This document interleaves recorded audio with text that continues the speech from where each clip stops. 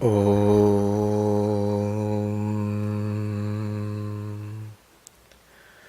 Asato ma sadgamaya Tamaso ma jyotirgamaya Mrityurma amritam gamaya Om Shanti Shanti Shanti. Om, lead us from the unreal to the real. Lead us from darkness unto light. Lead us from death unto immortality. Om, peace, peace, peace.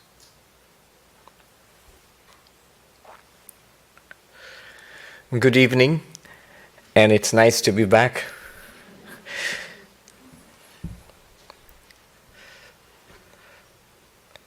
Today, there's a reason why I'm sitting here. Usually I stand up and speak. That's how I like speaking.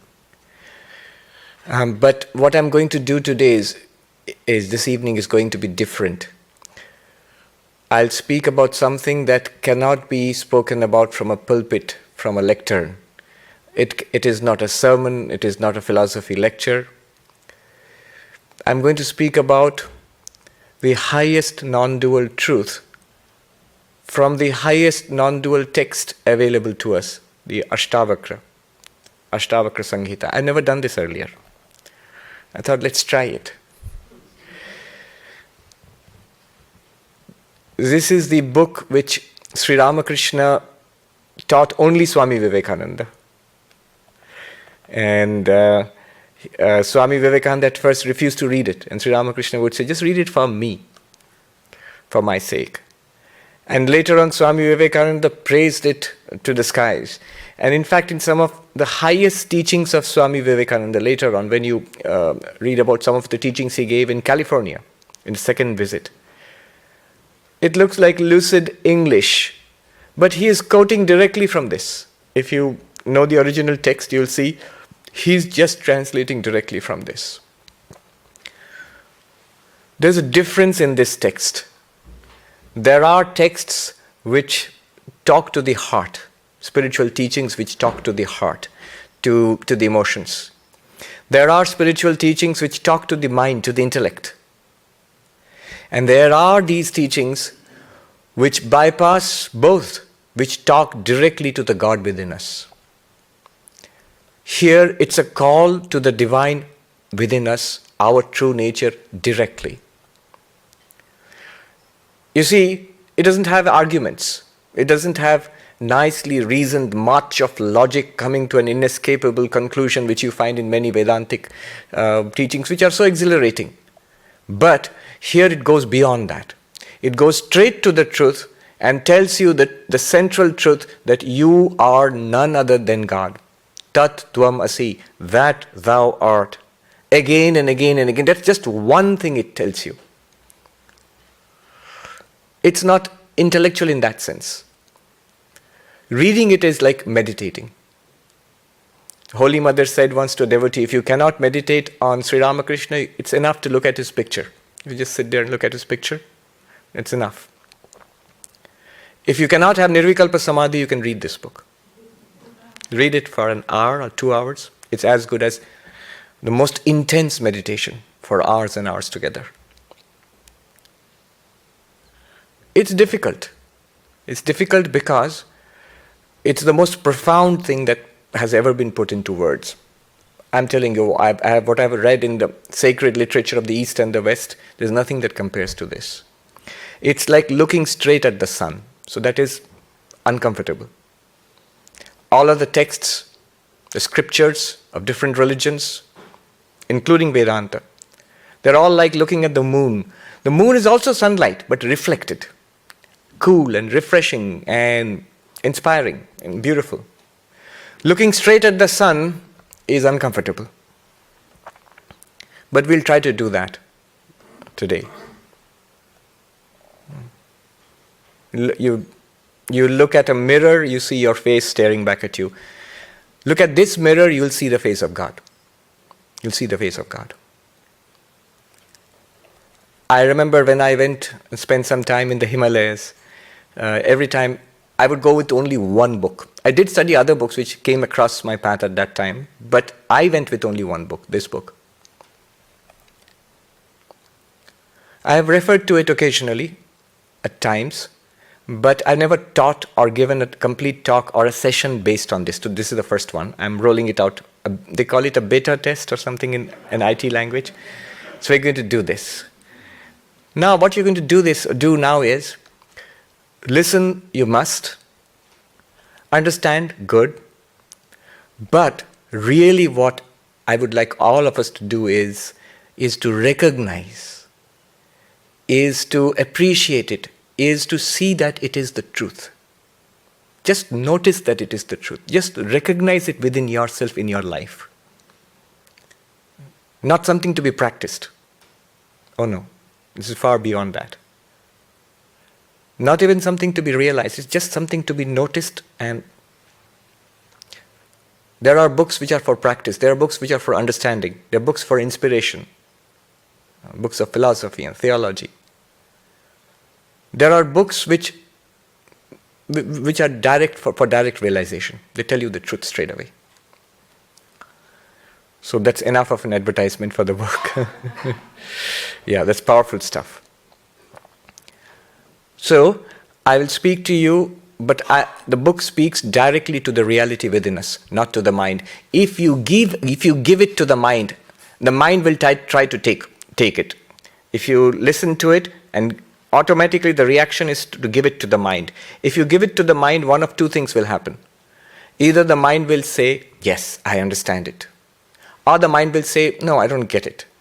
Both are equally useless. Both are equally useless. That's not what this book is meant for. So, this book speaks to something within you which is beyond the mind, which looks upon the mind, which is eternal, in which the mind appears and goes. So focus intently, but also relax. If you miss a few words here and there, if you want to dive deep within yourself, do that. That's what this session is for. Because all that will be said here is just one thing.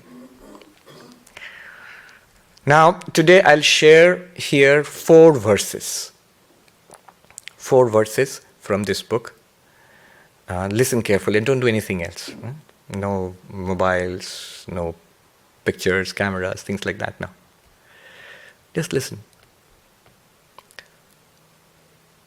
4 verses where the great sage Ashtavakra is having a dialogue with the emperor Janaka. Both of them are enlightened souls. So we shall listen in on their dialogue. This chapter is called 4 Ways to Dissolution. Each verse ends with, thus dissolve into the infinite. Thus dissolve into the infinite. You don't have to actually dissolve into anything. You just have to recognize a truth, and that is dissolution into infinity. And there are 4 verses which will come, just 4 verses. Each one is an independent, direct indication pointing out to the reality within us. But there is a progression also. The first one, next one is deeper, the third one is even deeper, and the fourth one is a kind of consequence of all those 3. Let's see. So the great sage Ashtavakra is saying, we'll start with the first one now. At the end of this exercise, it's an exercise, it's not a lecture. At the end of this exercise, then I'll throw it open. You'll have questions, reactions, comments.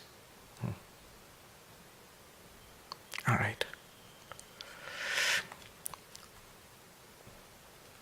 I'll chant the verse, I'll tell you the meaning, then we shall all together meditate upon it. I'll talk to you about it. Ashtavakra vacha nate sangosti kenapi king shuddhastyaktum ichhasi sanghata vilayam kurvan evam eva layam vraja. What does it mean? You are never attached to anything in life. O pure one, what are you trying to give up?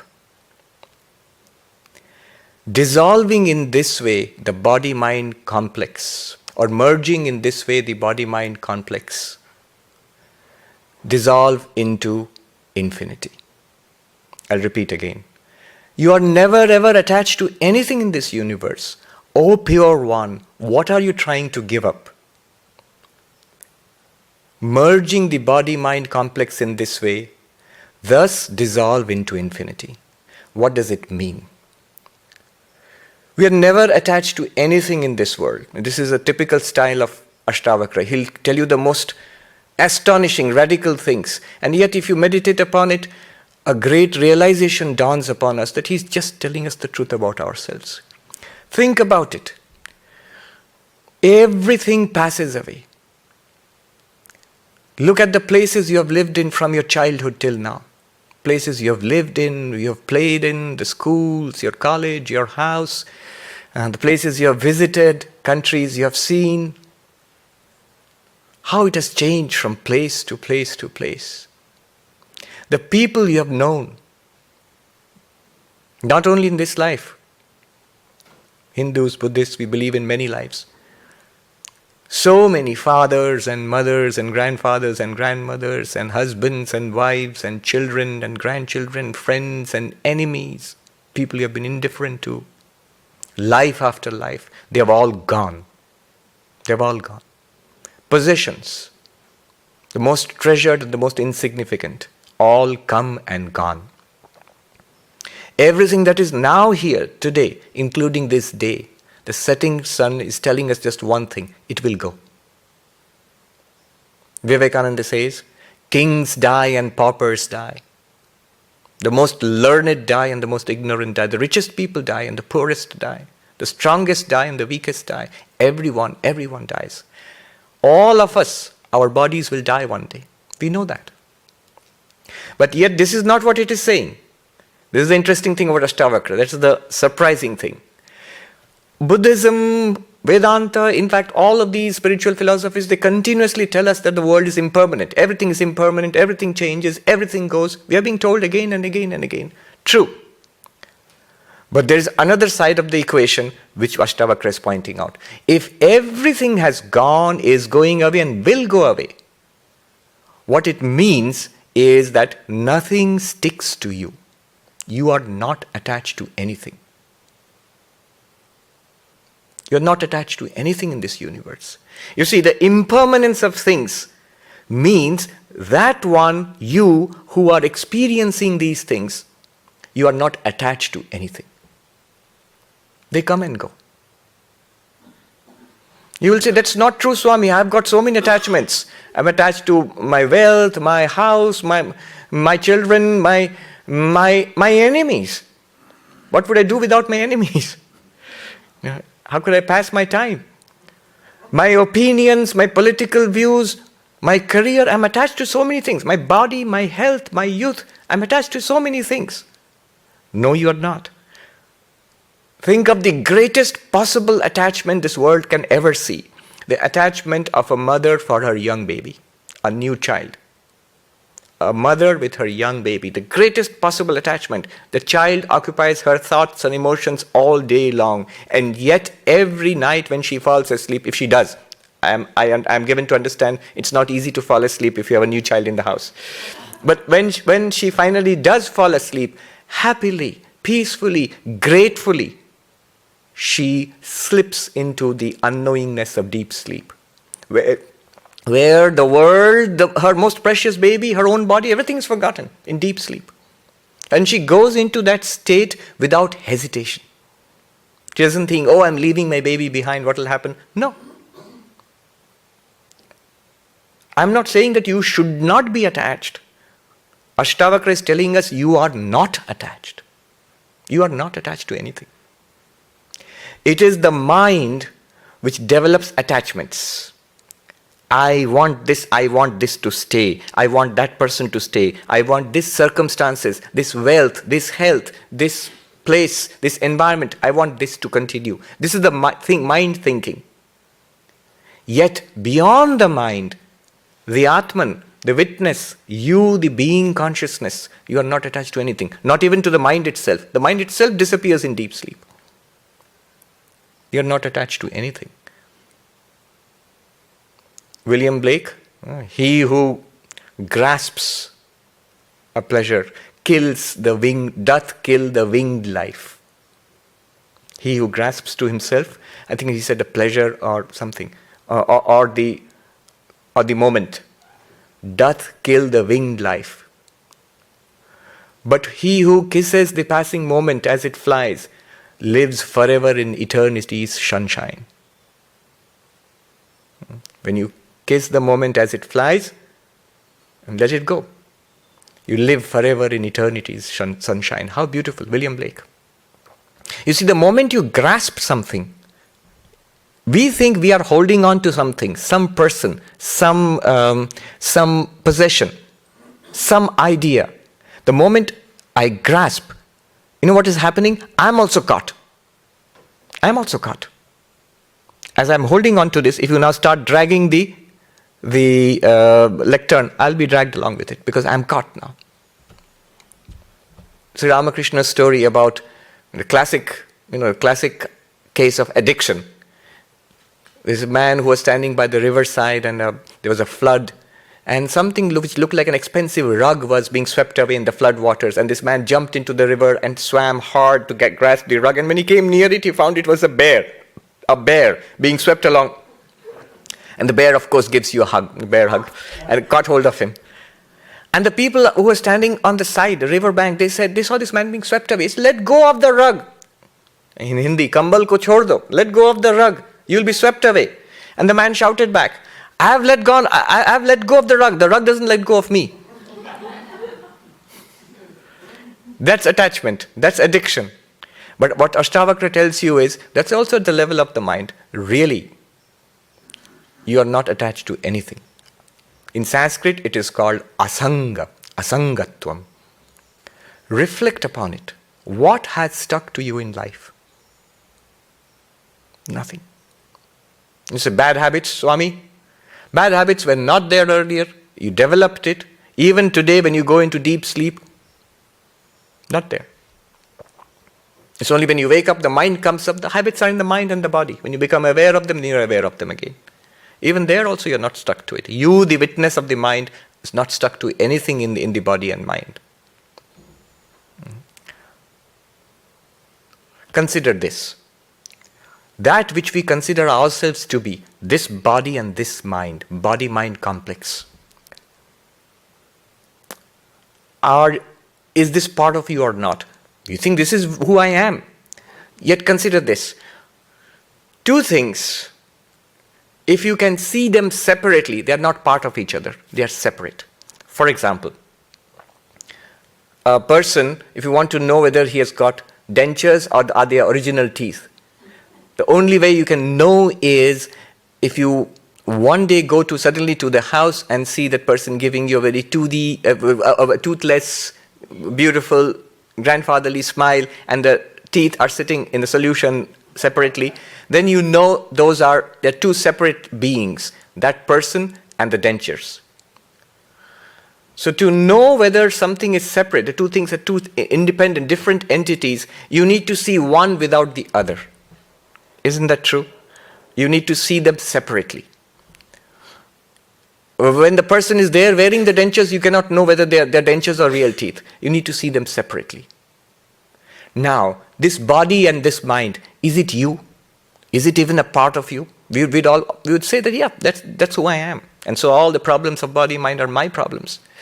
And yet, every day when we fall asleep, when we dream, we completely forget this body and we forget the waking world. That I am safe and sound in my bed and this is my waking world, my whole biodata, all that is gone and a dream world comes before us. You might say, oh Swami, we're just dreaming. But what Vedanta points out is, look at your experience in the dream. You are there in the dream. It may be a dream, it may be false, but you are experiencing it. And your experience of a self, a conscious self, continues without any reference to the waking body, which is dreaming, which is sleeping in bed. The body of the waking state, this body, is sleeping in bed. You are having a conscious experience of a dream, which proves to you, you as a conscious being can continue without reference to the physical body. You're seeing the denture and the person separately now. You are not the body. Though you are acting through the body, you're using the body is there, you are not it. You're not attached to it permanently. The mind, with which we identify ourselves completely. As we go into deep sleep, the mind shuts down, no dreams. No dreams. Absolute quiet. You see, I slept like a log. Sometimes you do that in Vedanta classes. On the pretext of meditation. I slept like a log. Which means no mind, no dreams. Yet who slept? Vedanta says, you are still there because the mind is not there. There are no experiences. You require the mind and the senses and the body for experiences, or at least the mind for experiences. No mind, mind is shut down, hence you do not have conscious experiences. Consciousness without experience. Consciousness without object. A blankness, a darkness. But yet it means you were there. If you are not there, then who slept? How can you say that I slept soundly? What was it that slept soundly? What was it that experienced sound sleep? You are that which experiences the presence of the mind. You are that which experiences the absence of the mind in deep sleep. This is what yogis do. We fall asleep, they fall asleep consciously. They strip away the external world by quietening the senses. They quieten the body down to lose awareness of the body. They quieten the mind down, isolating the consciousness which is behind the mind. Patanjali Yoga Sutra, Tada Drashtu Swarupe Avasthanam, the third sutra, where the witness, the infinite consciousness which is the witness, remains in its own nature, in samadhi. Proving then, you are not even the mind is not attached to you. You're not attached to the mind either. You are not attached to this body, you are not attached to the mind. The body is there. You experience the changing body. The birth and the babyhood and the childhood and the teenage and the growth, youth, middle-aged, disease, decay, old age, death. All of this the body will undergo, not attached to you. It says, O pure one, what are you trying to give up? Very interesting. That one which is the witness of body and mind is pure. All impurity is in the world, in the body, in the mind. Not in that which is the witness of the mind. You are that which is the witness of the mind. You are forever pure. What are you trying to give up?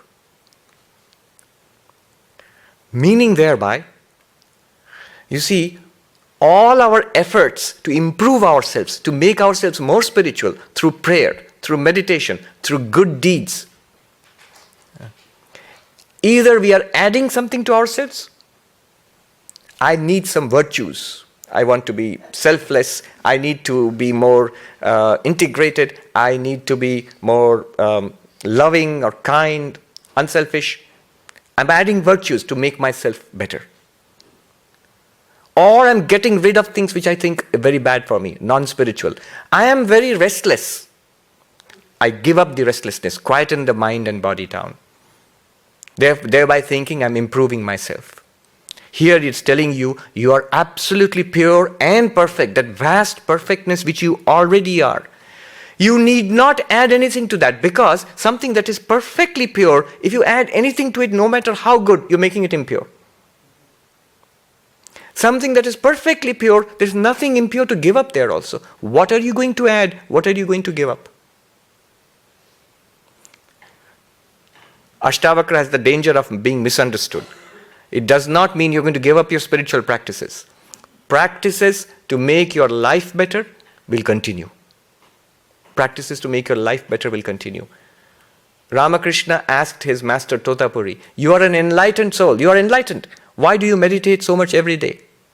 And Totapuri said, he was a wandering monk and he was completely naked, but he had this pot, water pot.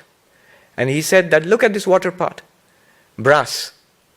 If I do not polish it, it will lose its shine. In the same way, enlightenment, of course.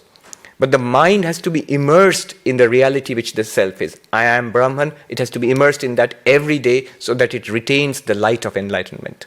It retains the shine of enlightenment. Of course, Sri Ramakrishna had to come back to that also. He said, but if the pot were gold, you wouldn't have to polish it.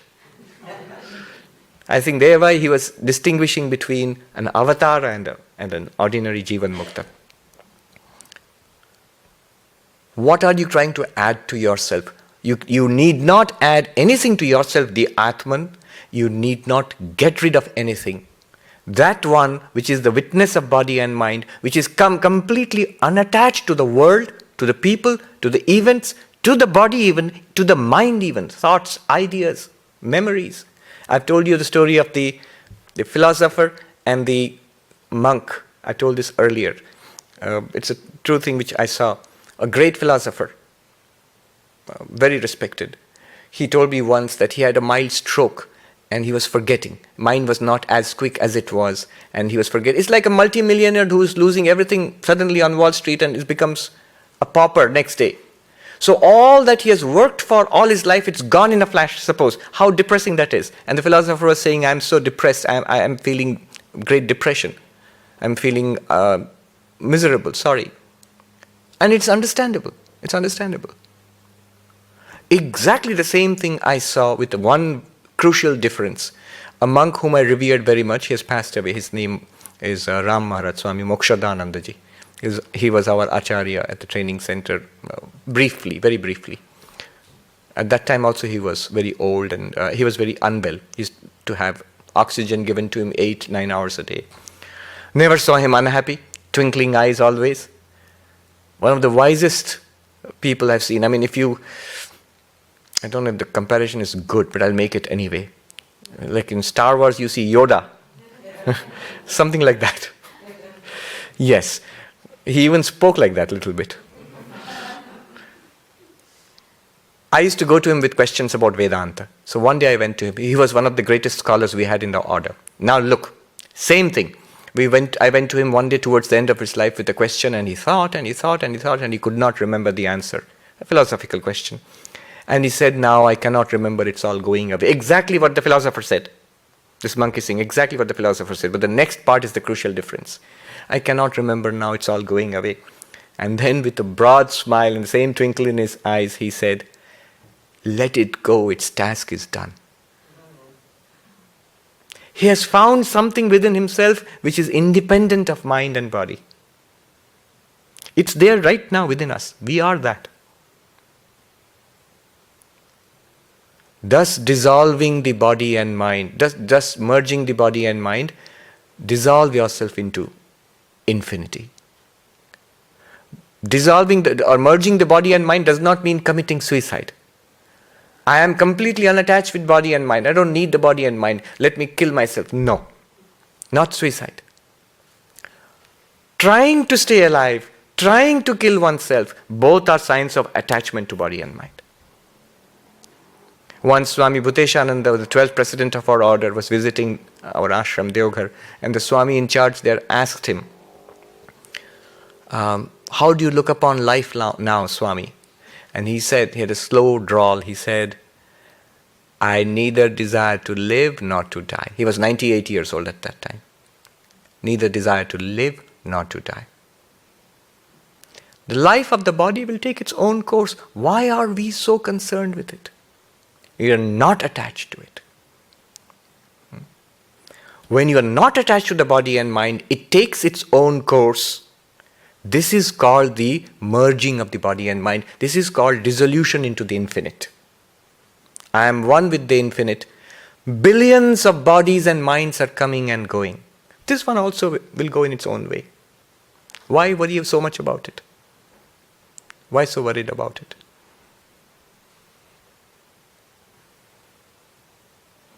This verse in one Sanskrit word, asaṅgatvam. Asaṅga means detached, detachment, non-attachment. This verse, what we read just now, it can be summed up in one Sanskrit word, asaṅgatvam. Asaṅgatvam means non-attachment. Remember, Non-attachment is taught as a practice, that you should not be attached to anything.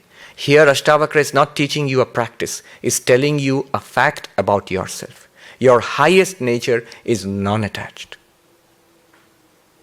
All phenomena arise in your consciousness, are experienced in your consciousness, disappear into your consciousness. The consciousness is not attached to any of it.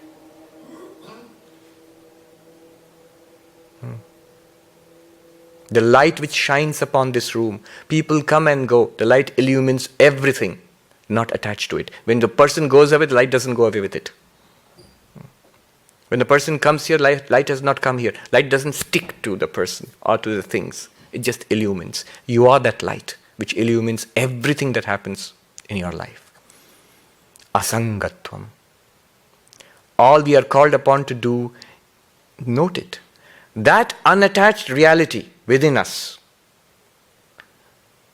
has no problems. Has absolutely no problem. You're completely, forever free of problems. You can relax. That means, Swami, shouldn't I meditate? All the efforts I've been making?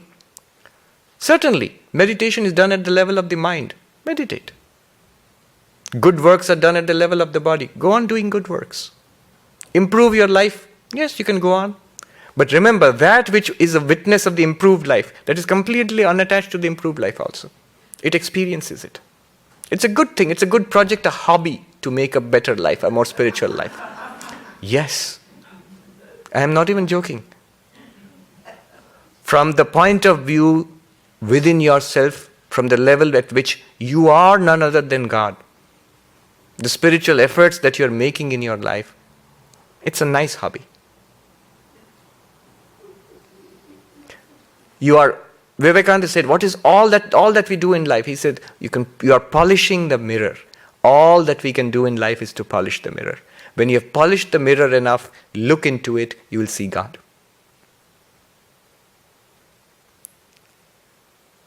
Even the mirror you are not attached to.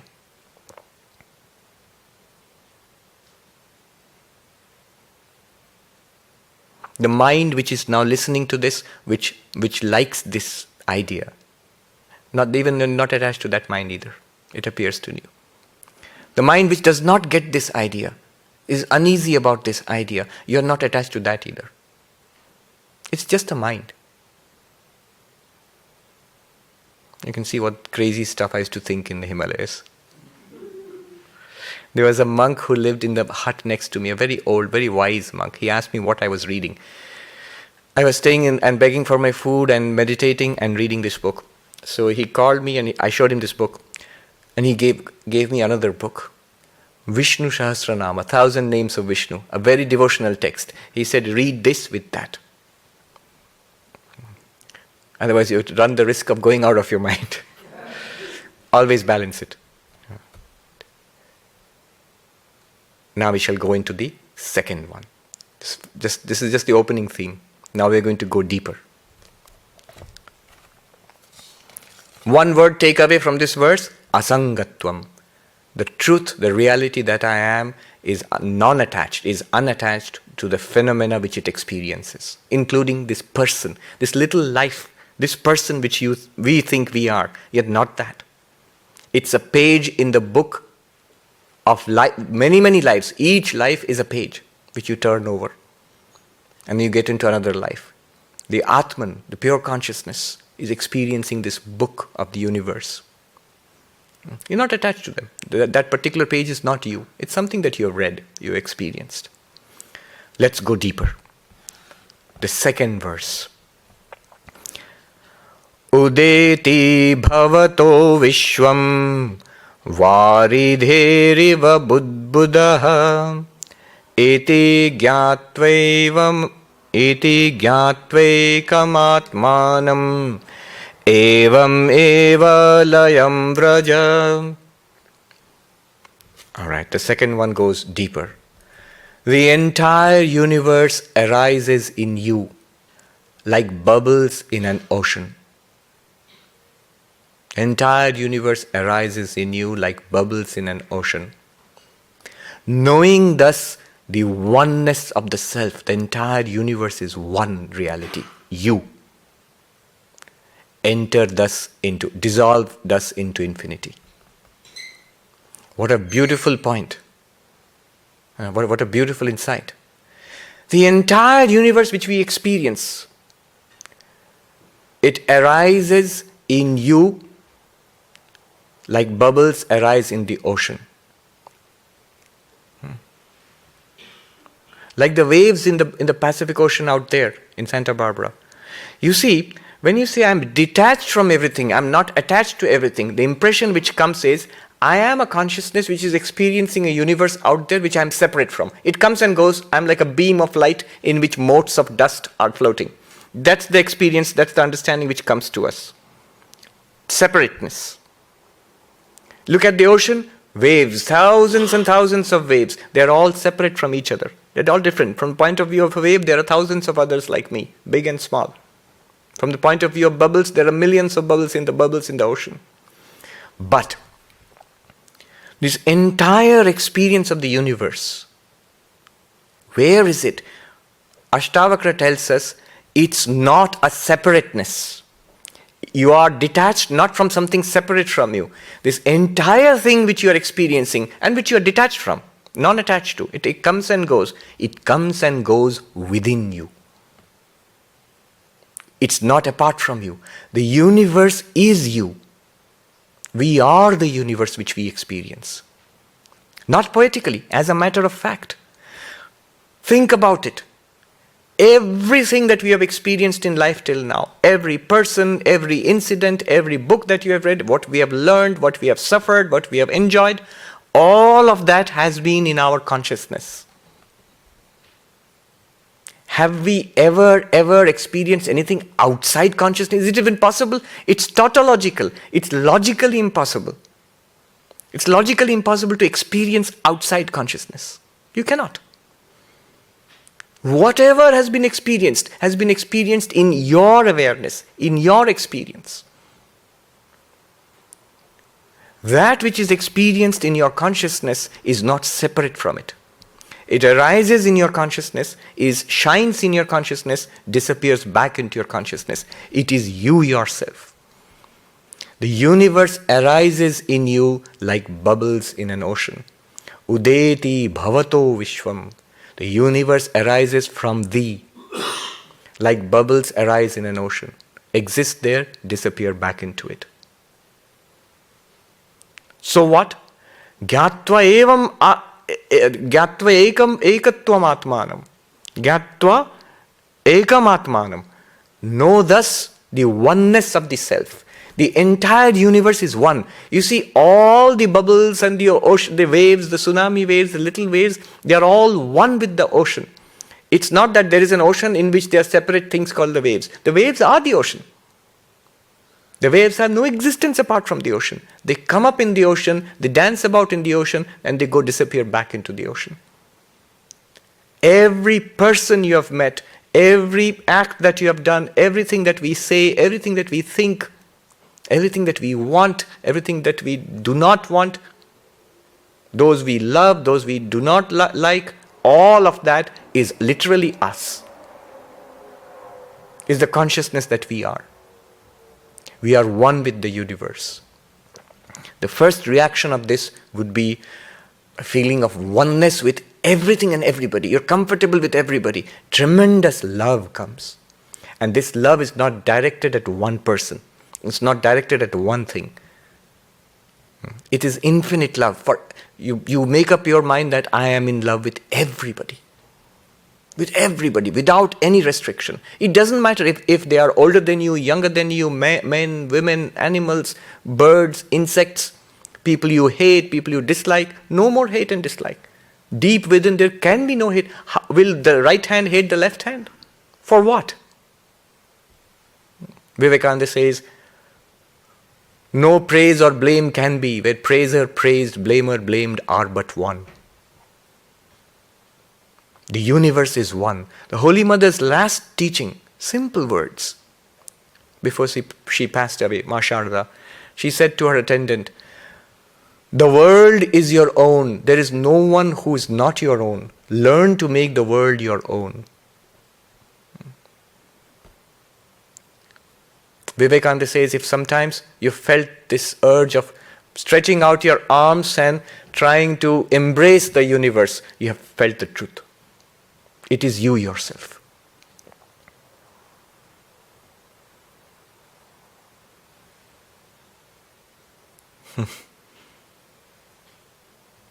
Not one atom in this universe, not one insect, not one life here is different from us. It's we ourselves, our one life, one consciousness. In this, it's a joy. It's the enormous creativity of that consciousness which comes up in all these ways. You are tasting yourself. Ashtavakra elsewhere he says, Mai ananta mahambodo ashcharyam jiva vichaya udyanti gnanti khelanti pravishanti swabhavata. I am an infinite ocean of consciousness. In me, all these beings, including this one, they come up like little waves. Udyanti, they come up. Khelanti, they play with each other. Gnanti, they fight with each other. Pravishanti swabhavata, they merge back into me again. Ashcharyam jiva vichaya, the most strange beings, the most wonderful things are these creatures which come up. Ashcharyam jiva vichaya. I remember the Swami, one Swami in the Himalayas who taught us this. I would sit at his feet and listen. This particular verse, when he's saying, in a very childlike way, he would say it. Udyanti, they come up, khelanti, they play with each other. The waves are playing with each other. In me, the ocean. He says, I love you, I love you. Gnanti, I'll fight with you, I'll divorce you. Pravishanti, and he says, they disappear back into me. We are one with everybody. The consequence of this, Vivekananda says that eternal love and service free. Eternal love and service free. I was reading body language, there's some signs, and he says people who do this, speaking, they have this inclusiveness, this body language which shows inclusiveness. And they pointed to an example, they showed videos. They showed the person who does this almost all the time, continuously, unself-consciously, is the Dalai Lama. He's trying to embrace everybody. He feels a natural oneness with everybody. These realized saints are like mirrors. They reflect us back onto ourselves. They're completely empty themselves. They include the entire universe within themselves. There is no individualized self there. That's who you are. That's who I am. That's all that's what truly we are. Notice it. Wherever have you ever experienced anything in the universe outside your own awareness? Nowhere.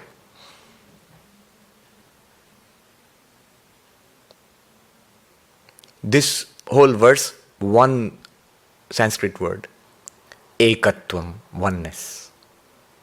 First one, don't forget, asaṅgatvam, non-attachment. That non-attachment deepens into ekatvam. Why that non-attachment is important? Now you can understand.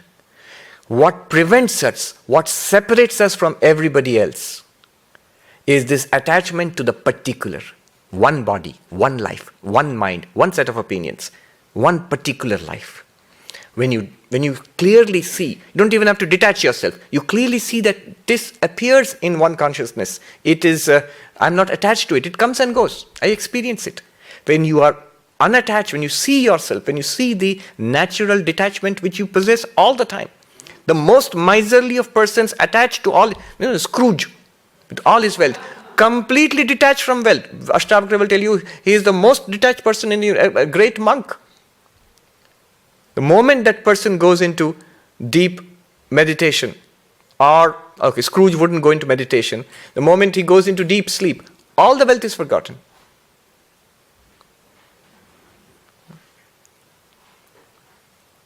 So, we're completely unattached from the particular, then only we can recognize we are one with the universal. So that next step is oneness, ekatvam. You're one with the universe. That pure consciousness, unattached to the particularities of the life, the phenomena which come in our particular life, unattached to that, experiencing it, is one with the universal consciousness. You are Brahman, in which the universe shines.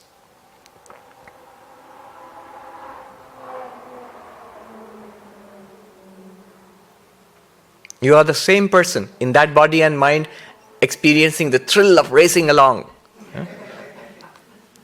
And that person is the same person sitting here listening to Vedanta and trying to meditate and understand what is being pointed out here. One consciousness. Only bodies and minds are different. One wave is breaking into surf there, other wave is rolling along in another part of the ocean. One water, one ocean. Let's go deeper. Even deeper than this. The third one. Recognizing this infinity, what it said, recognizing that oneness of this universe, which you are, dissolved thus into infinity. This individual being is dissolved into infinity. You see that you are one with infinity. That particular life does not matter to you anymore. Let it lead a wonderful life of service and calmness and beauty and peace. And one day it will pass away. Fine. It makes no dent to you. You are the infinite. What does one body and one little life make? You are that. Right now. Ashtavakra says, just notice it. Just recognize it.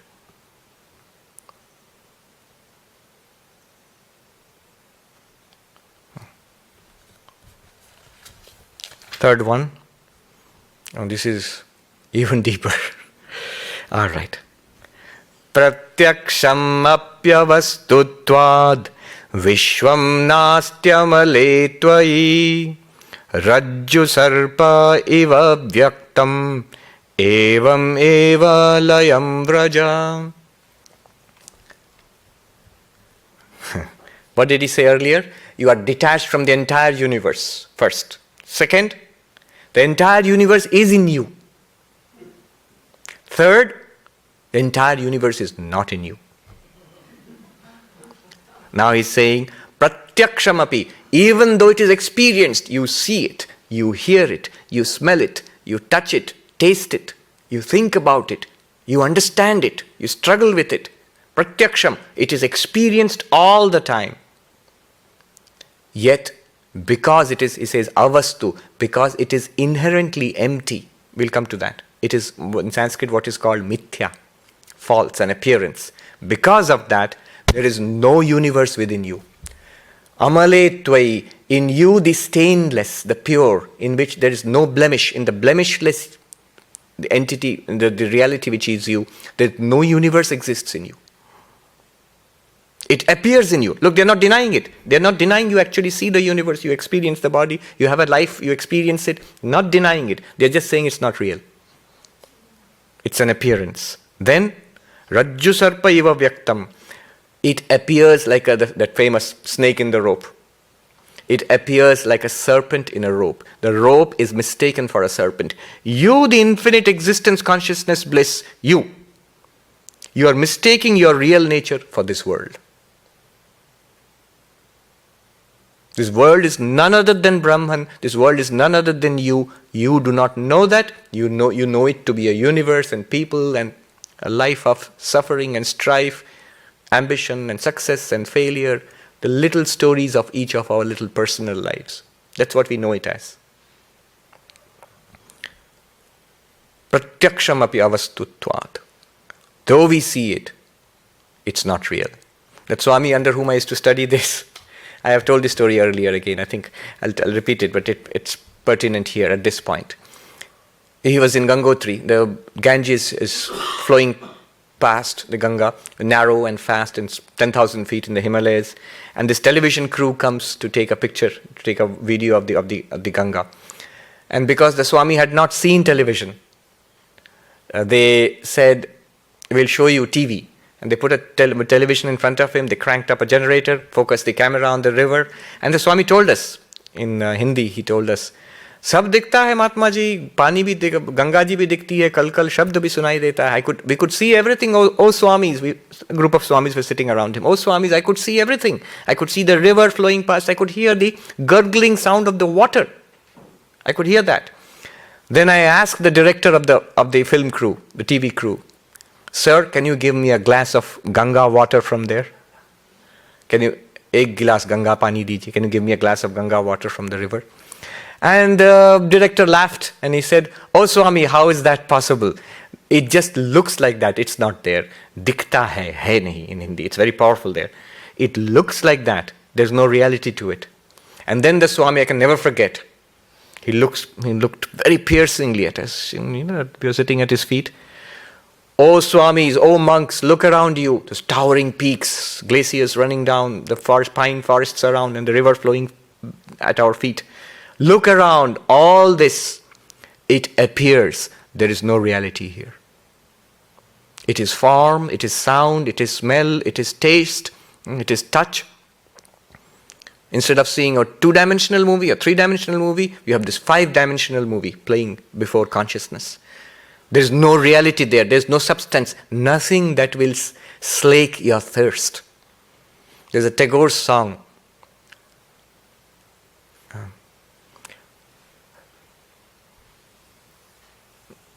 think it's Dhananjay Bhattacharya's song. I've forgotten the source. Anyway, the song goes like this, that sitting on the banks of the ocean of nectar, of an ocean of nectar, sitting on the banks of the ocean of nectar, they die of thirst, O my Lord. They do not turn around and see. They scrabble in the hard sand, trying to get a drop of water to quench their thirst. They die there on that sand. They do not look around to see the ocean of nectar behind them. That's us. He's talking about us. Struggling throughout life for a little bit of peace, a little bit of love, a little bit of lasting, profound satisfaction in life. No. We are trying to get water from sand. The reality is within us, is who we really are. It's an appearance. The universe appears in thee. It's an appearance, it's not real in itself. Technical point here before I go on. Definition of falsity in Advaita Vedanta. How do you define what is false? That which borrows its reality from something else is false. It does not have reality of its own. It's like saying, who's not truly rich? Looks rich, but is not rich. It means credit cards. You borrowed your wealth.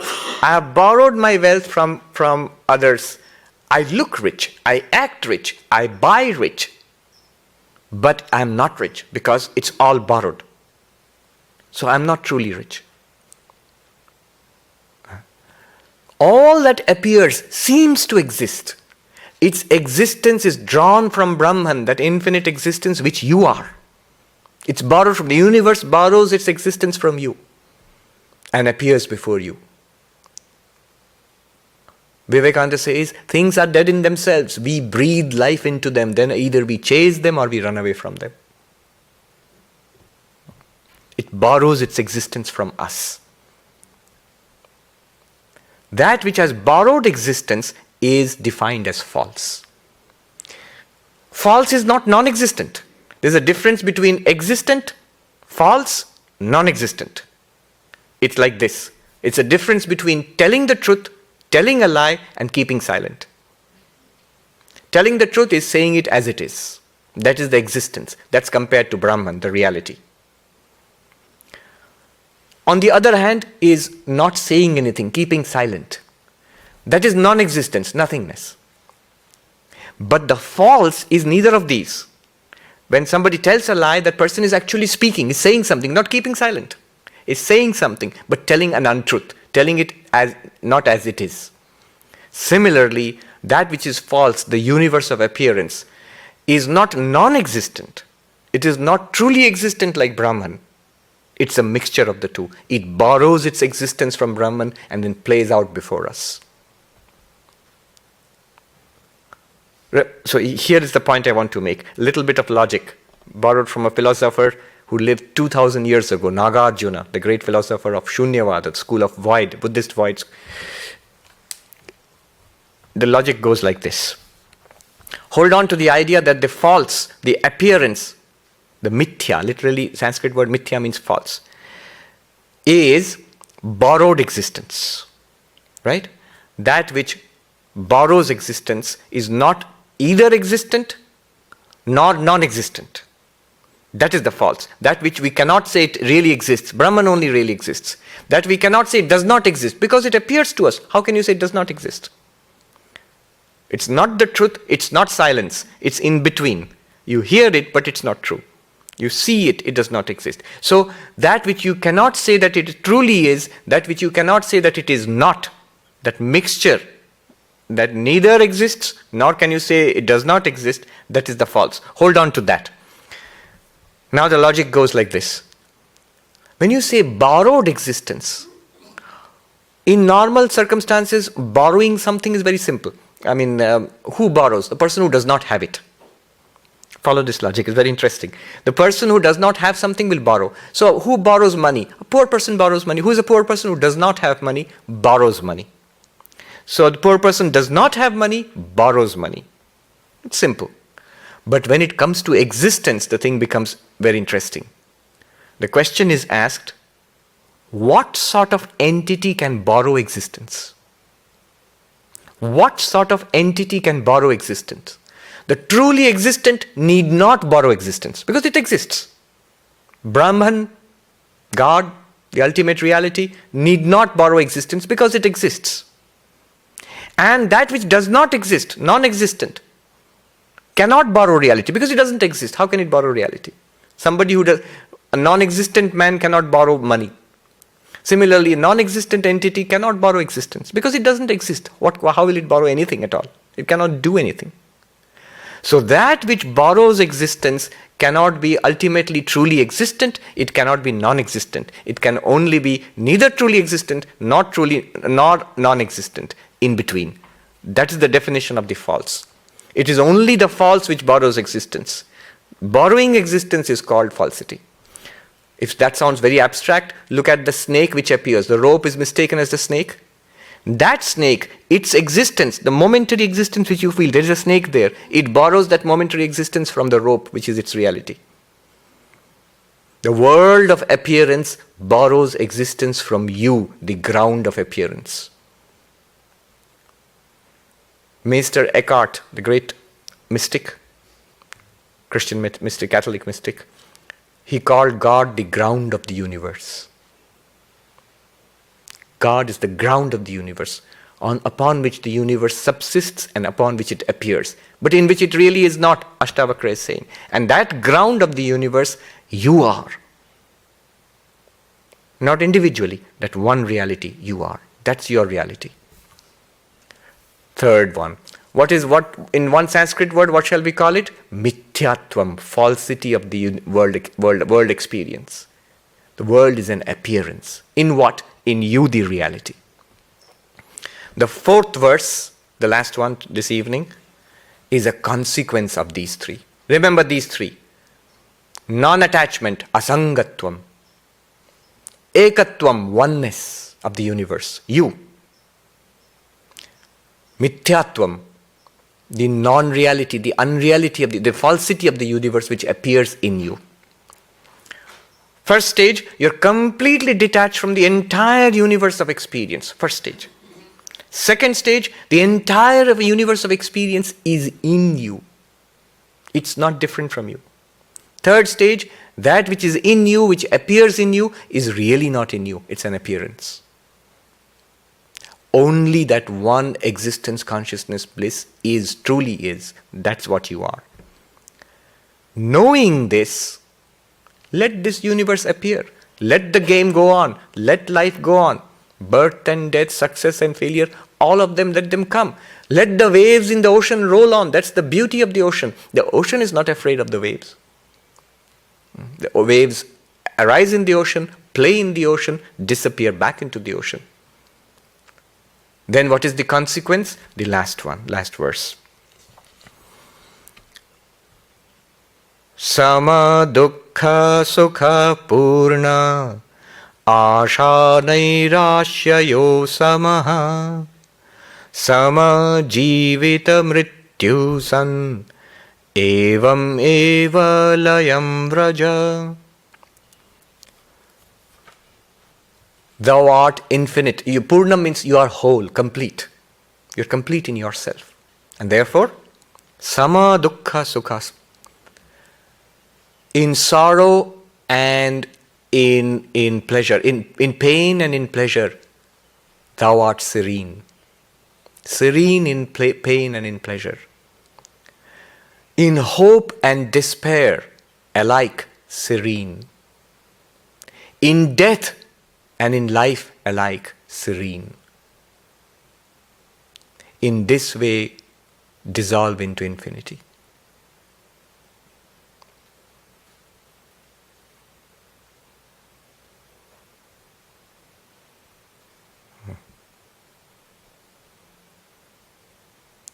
The consequence of this will be this tremendous serenity that comes off.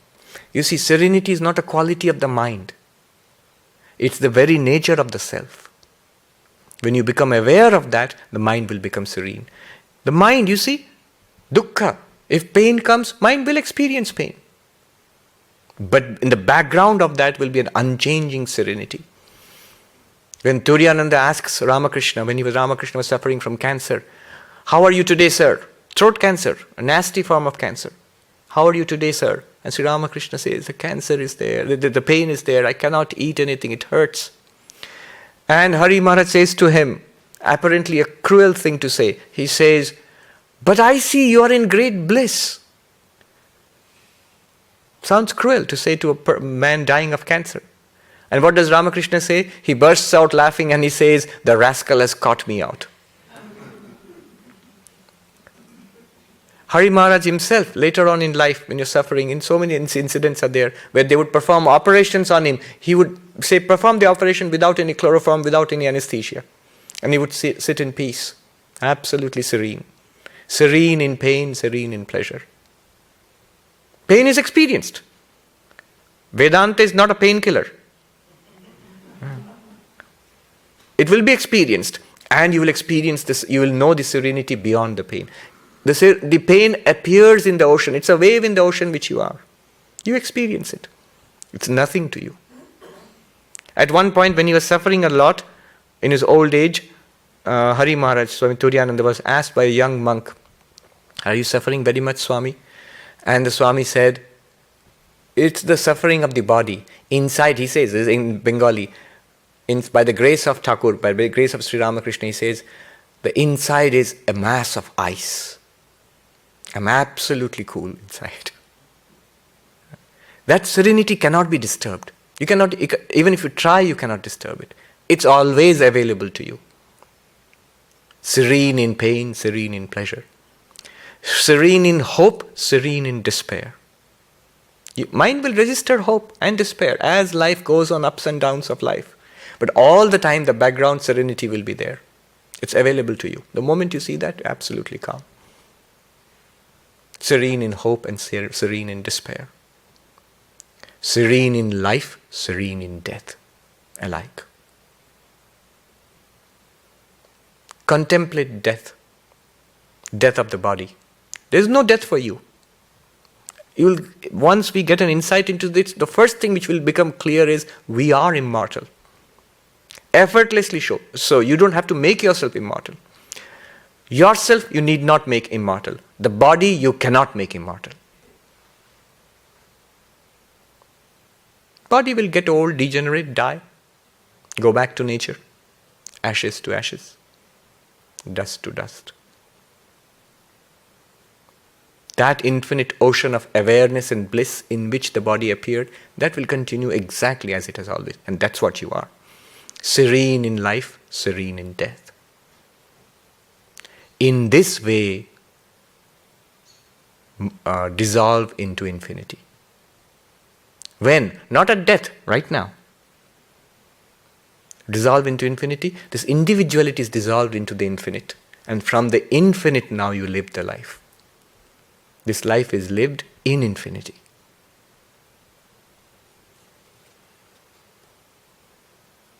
The whole book is like this, just four verses. No wonder people are warned against this book. Be careful, it will drive you crazy. Questions? If you give it to the mind, it will have 1,000 questions.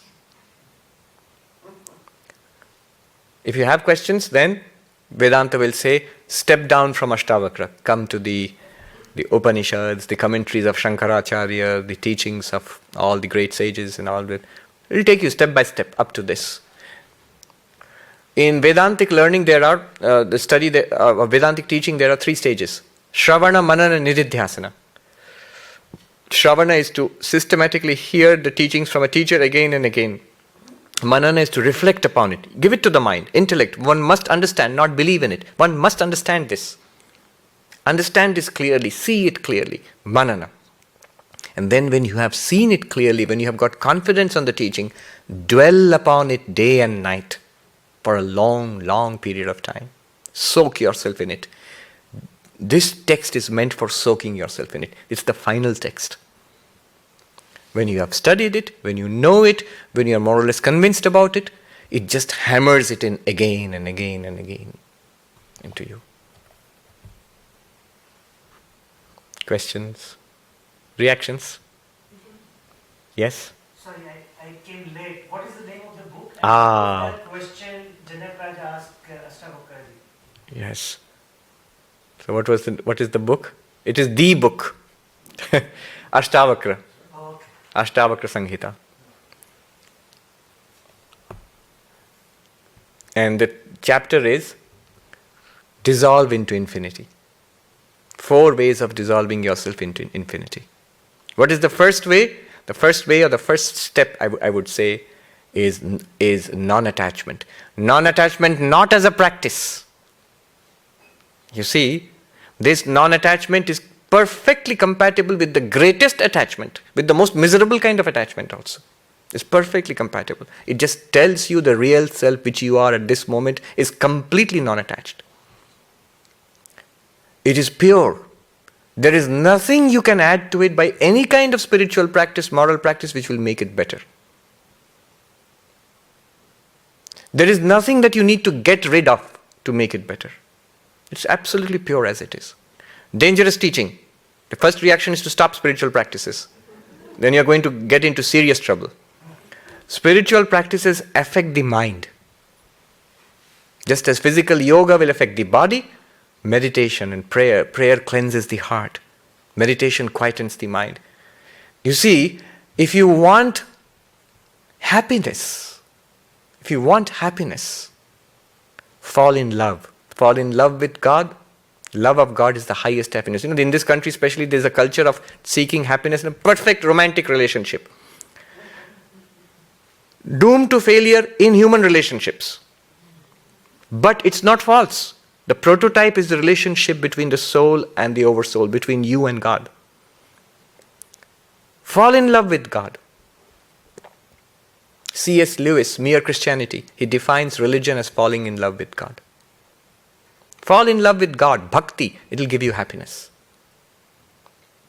You want peace of mind? Meditate.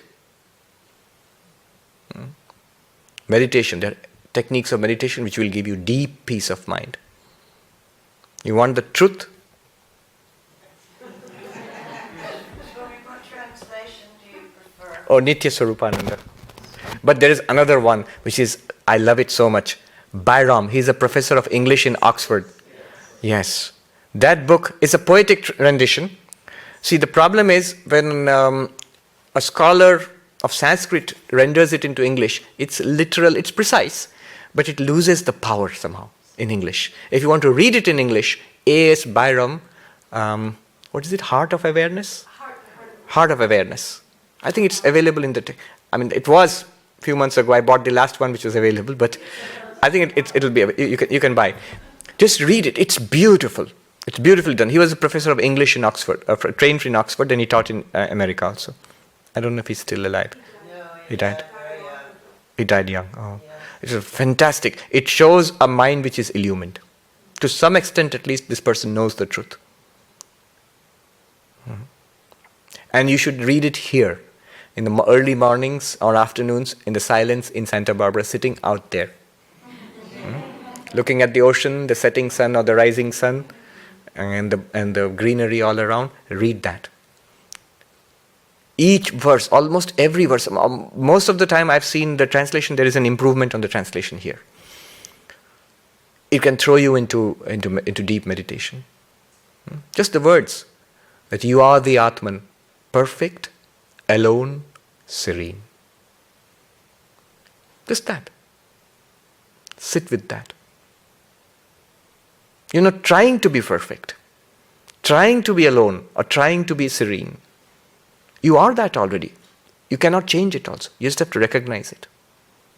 Om Shanti Shanti Shanti Hari Om Tat Sat Shri Ram Krishna